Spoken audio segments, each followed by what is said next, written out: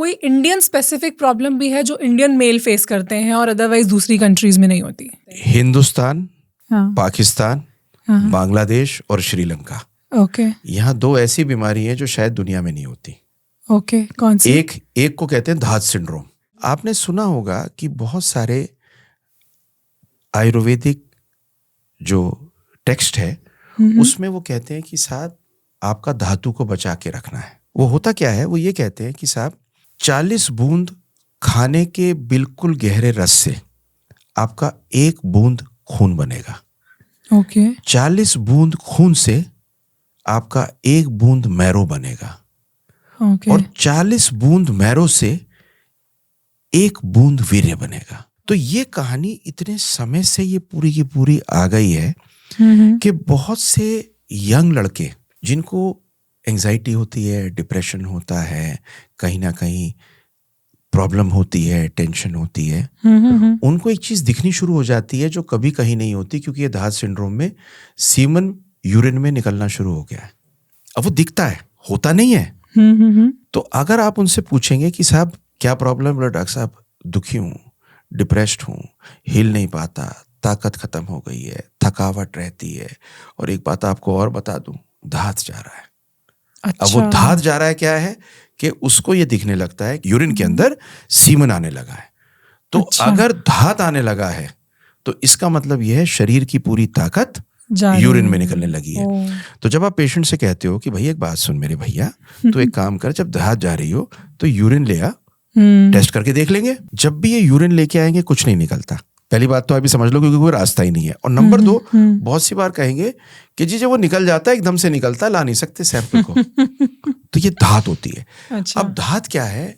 D से डर, H से हाफ ट्रूथ, ए से एंजाइटी, दूसरे ए से एंग्शियस, ऐसा जिसमें सब गलत चीजें उसे सच लगने लगती है। और टी से इन लोगों के अंदर एंजाइटी की वजह से टेस्टोस्टेरोन डाउन हो जाता है। अब इस चक्कर में क्या हुआ, आप कभी भी कहीं गुजरते हुए हों, पहले तो हाथ से लिखे हुए होते थे दीवारों पे, धात वाले अवश्य मिलें, ठेके पे इलाज किया जाता है धात का। और आप कहीं गांव की तरफ चले जाएं तो 4 लड़के मिलके दूसरे से कहेंगे तू इसलिए कमजोर हो रहा है क्योंकि तेरे धात जा रही है। क्या रियलिटी क्या है इस? तो रियलिटी कुछ भी सिंड्रोम नहीं की? है। वो रियलिटी बड़ी सिंपल है। हाँ। टेंशन है आपको, परेशानी है, एंग्जाइटी है, मैस्टरबेट करते हो, बता दिया कि मैस्टरबेशन से आपने खून लूज किया, किसी ने आके ये पूरी बात बता दी कि खून निकल गया है।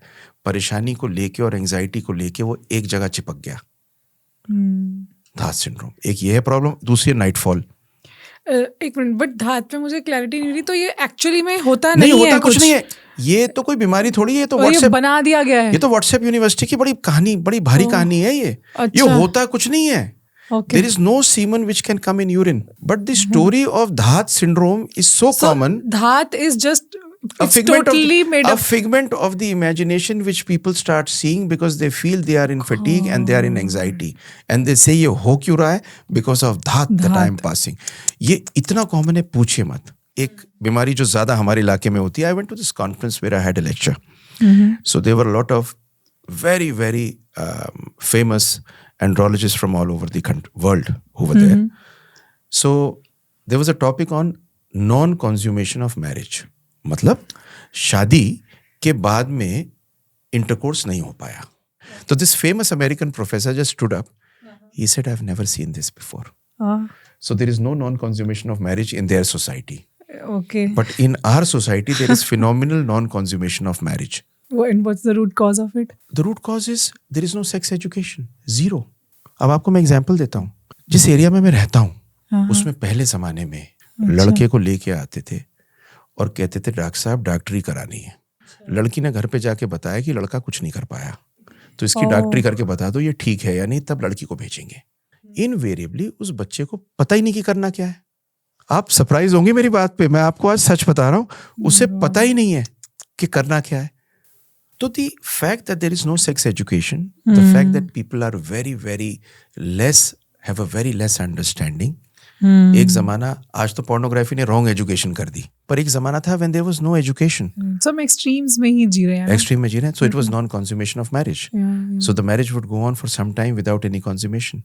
Then they would come to you. Just because there is no knowledge, there's no awareness. There's no knowledge, one, and then they would come to you and say that मेरे बेबी नहीं हो रहा डॉक्टर साहब, जरा देख लो इनको. So you realize that there is a non-consummation of marriage. One, but I'll also give you another part of it. That a lot of people in the country also have vaginismus. The woman doesn't allow the men to come closer. That's a different topic altogether. So non-consummation, Dhat syndrome, number one. Number two, non-consummation of marriage.